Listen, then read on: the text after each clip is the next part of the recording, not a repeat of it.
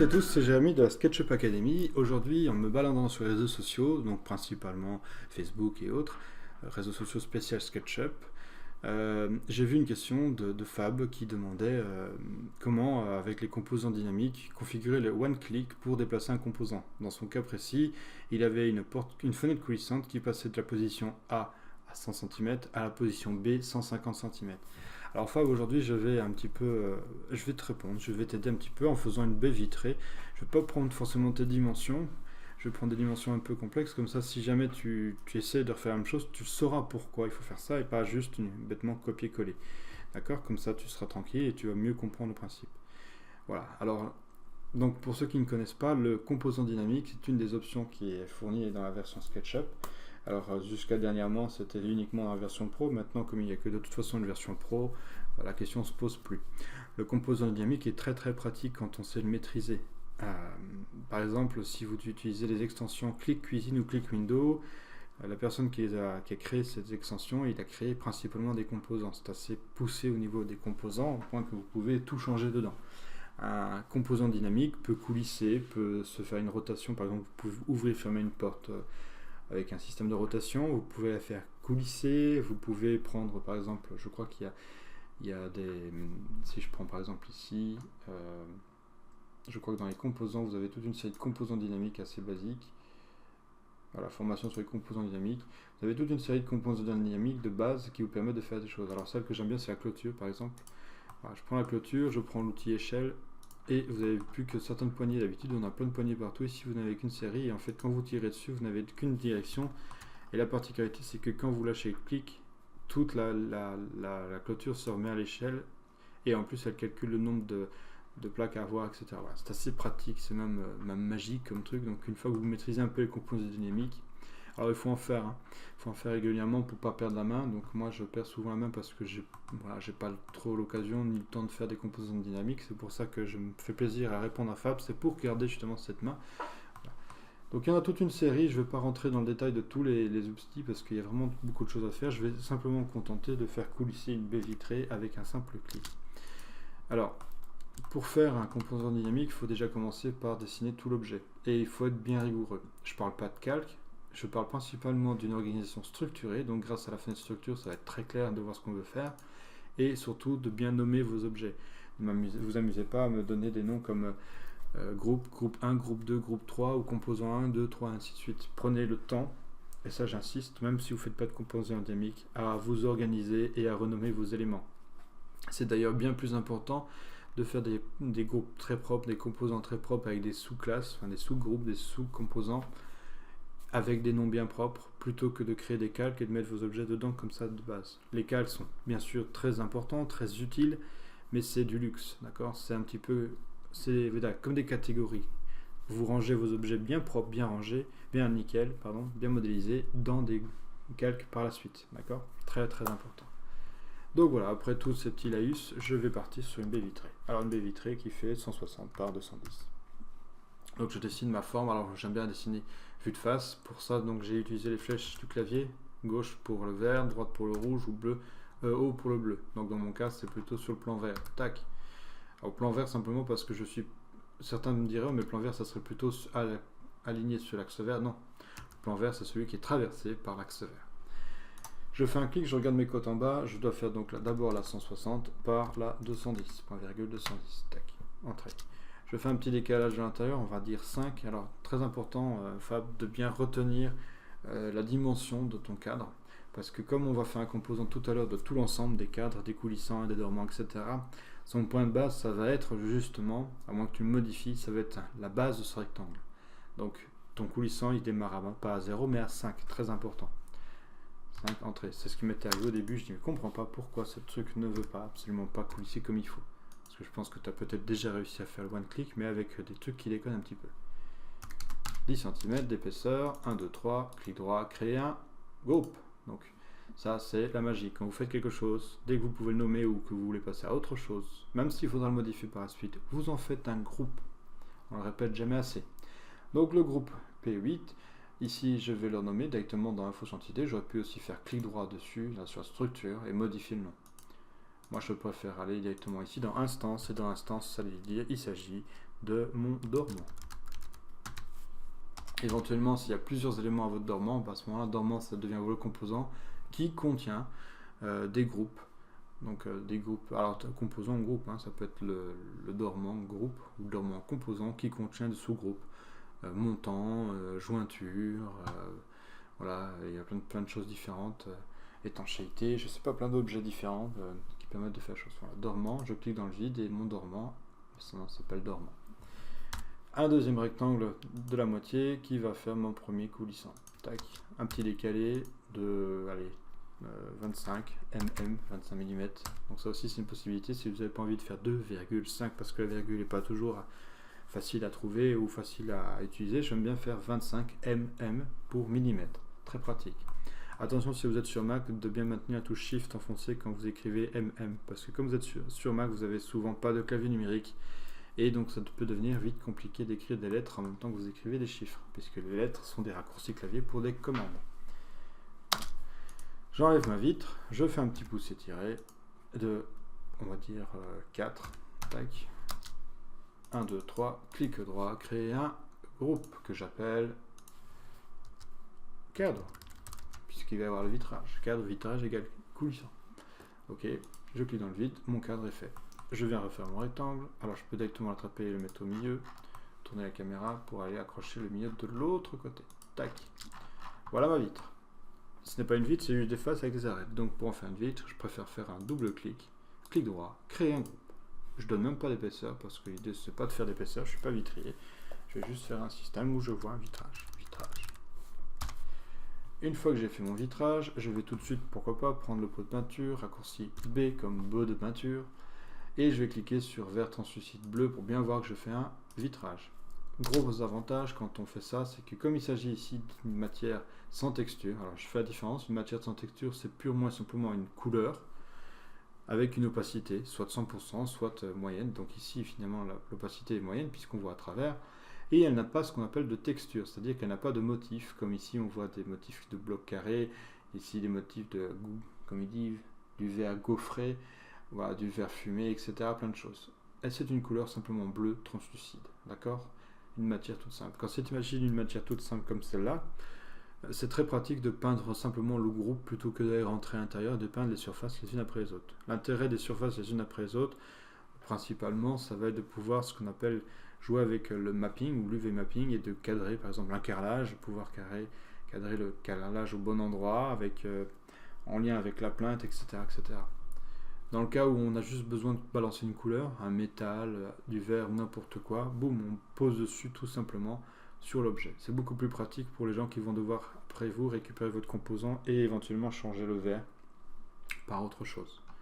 Si vous voulez pousser le vis, vous pouvez même lui donner du nom ici. Ici, il s'agit d'une matière vert de la baie vitrée. Vous voyez, vous pouvez trouver des termes, alors pas aussi compliqués, hein, mais c'est plus facile après quand vous faites du rendu photoréaliste pour le coup. Vous avez tout de suite un matériau. Ah, vous savez que le vert translucide bleu baie vitrée, bon, ben, il s'agit de baie vitrée. Sachant que vous allez sans doute faire des tas de verres différents et que peut-être que les verres n'ont pas tous la même matière, la même épaisseur, etc. Mais quand vous faites du rendu et que vous en avez 10 comme ça, bonjour pour retrouver le bon. Ok ?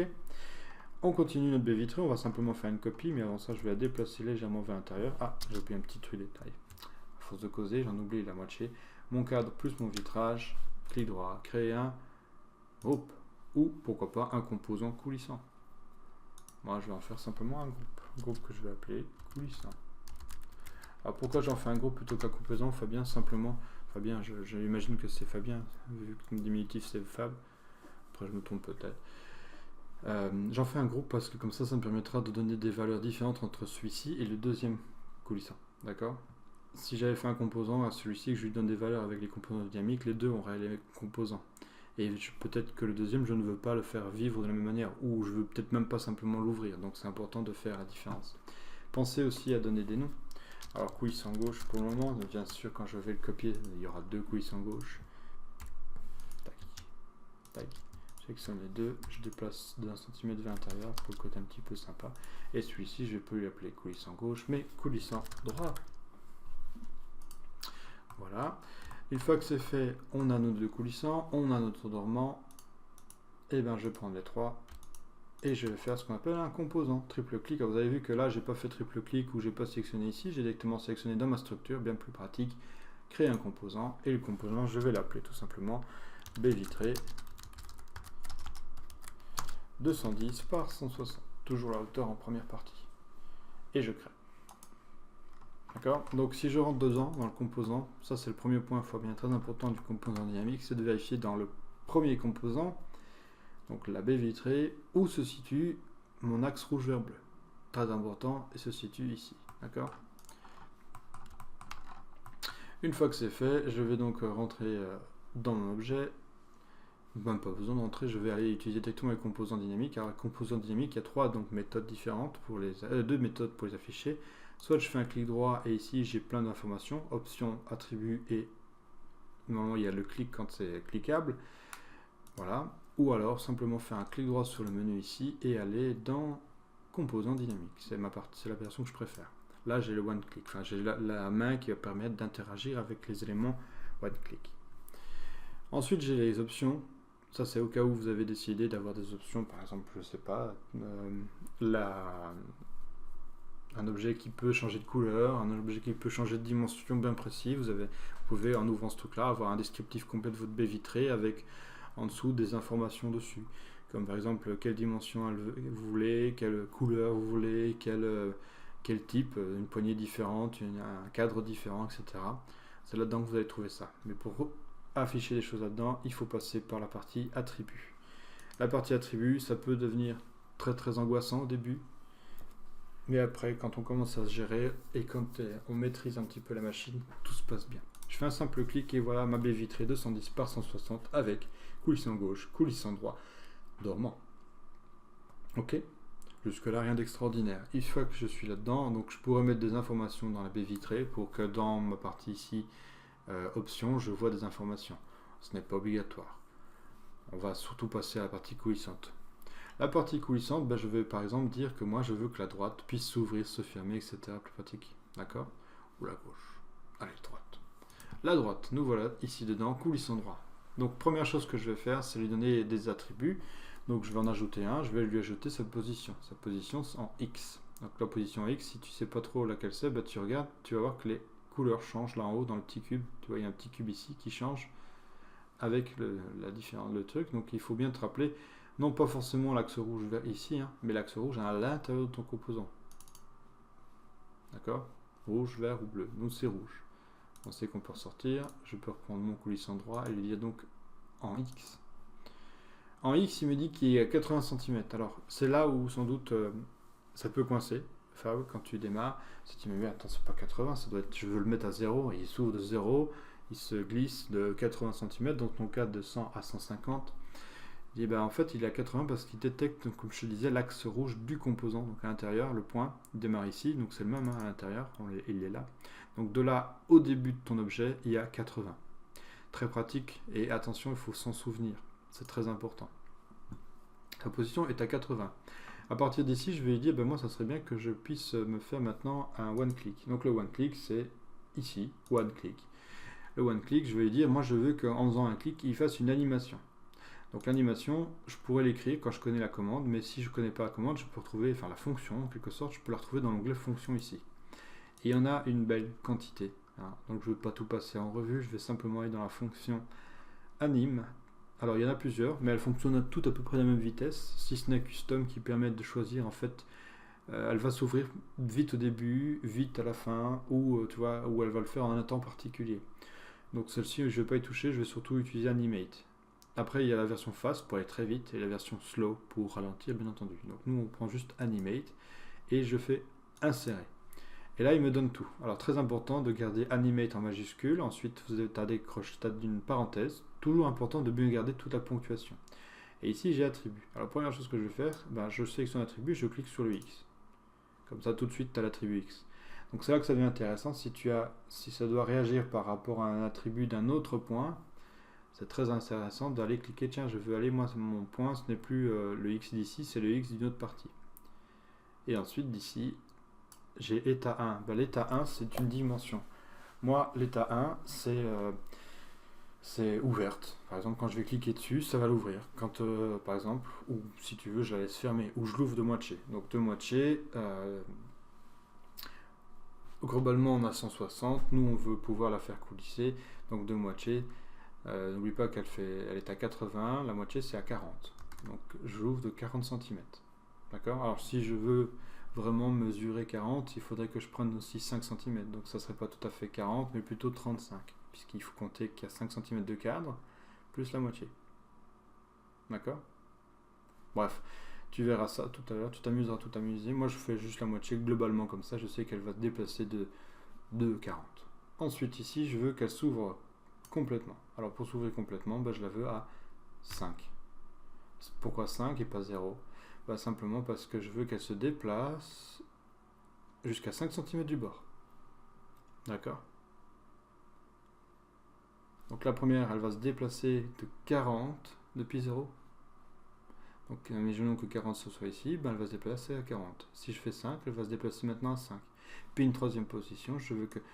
Là j'ai fait 3 positions parce que c'est sympa d'avoir le côté intermédiaire, de voir la porte à moitié ouverte. Hop, virgule, j'arrive pas à lire ce que je fais. Et là la position c'est 80, c'est-à-dire fermée. 80 c'est sa position d'origine. Donc elle va se mettre à moitié, elle va s'ouvrir à 5 et elle va s'ouvrir à 80. Je sais pas si Fab tu comprends ce que je veux dire. Donc sa position initiale c'est 80.